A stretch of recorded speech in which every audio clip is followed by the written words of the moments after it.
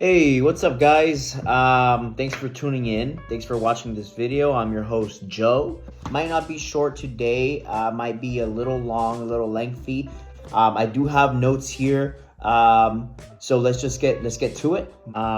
You might not care, or you might find this interesting, or you might just want to watch because you know who I am and you want to see me stumble across or fumble my way through all these words. My wife went on a road trip to go see her family, and I was bored, decided I wanted to make a quick video, typed up a couple notes so that I had a topic, and here we are. So you'll see me looking at my phone. It's because I got notes, okay?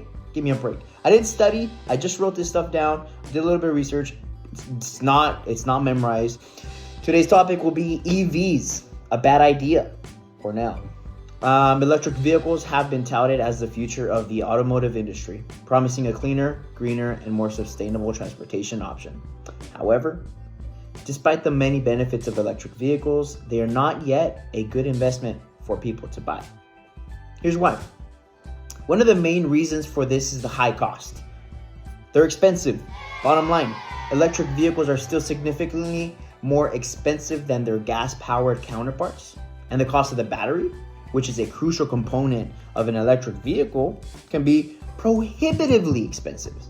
While prices are expected to come down in the future, at present, electric vehicles are simply too expensive for most people to afford. I'm broke. I can't afford a Tesla. I can't afford a Rivian. I can't afford the Mach-E, Ford's ugly Mustang Mach-E up. I can't afford stuff like that. They're expensive, and even with all the rebates, I'm just your average Joe. My name's Joe. I'm average. I can't just go in and finance, and I don't have a hefty down payment to go finance a super marked up electric vehicle and then figure out a way to get an electric charger here. I live in an apartment. Okay, I don't even have a garage. I park under a carport shared. So it's weird, okay? Another issue is range anxiety. Range anxiety is something that I've heard and seen a lot on the news, a lot on videos. I'll explain what range anxiety is, okay? While electric vehicles have come a long way in terms of range, they still have a limited range compared to gas-powered vehicles. This means that drivers have to plan their trips carefully and may not be able to travel as far as or as freely as they would with a gas-powered vehicle. Anxiety. Traveling. The ice maker's making noise. Not being able to travel as far as you want to go, like if you're going from A to B, you have to now plan your stops. Where are the superchargers? How many times do I have to stop? Will I make it? It's ridiculous. Whereas with the gas-powered vehicle, you have much longer range. I think I drive a Jaguar SUV, F-Pace, on a full tank. Jeez. Like at least 400 miles to empty. I think that's like the max, okay?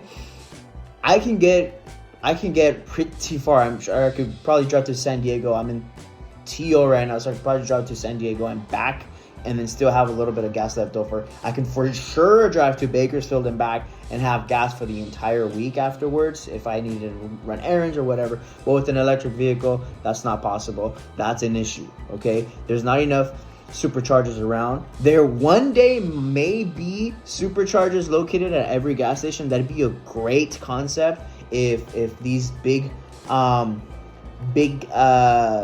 petrol companies, big gas companies decided to invest in superchargers so that they had a lot where the gas guzzlers, the gas people would pump gas. They also had a lot where there's superchargers. I mean, it'd be cool to see at least a couple superchargers at every gas station, okay? Let's be more inclusive, okay? As I'm talking about the charging infrastructure,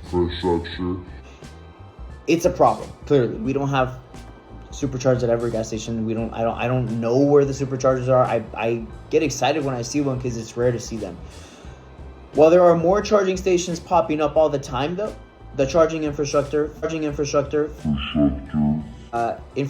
for electric vehicles is still not as widespread or as convenient as gas stations, which can make it difficult for drivers to find a charging station when they need one, and can lead to long wait times for charging. Imagine that. Imagine having to get to a place to charge your car. You have maybe an hour, 2 hours left to drive.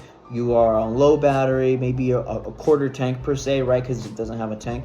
But you still have to wait for people to finish charging. You see them napping in their freaking car, and it just irritates you because you wish you could be napping while charging so that you can hit the road, right?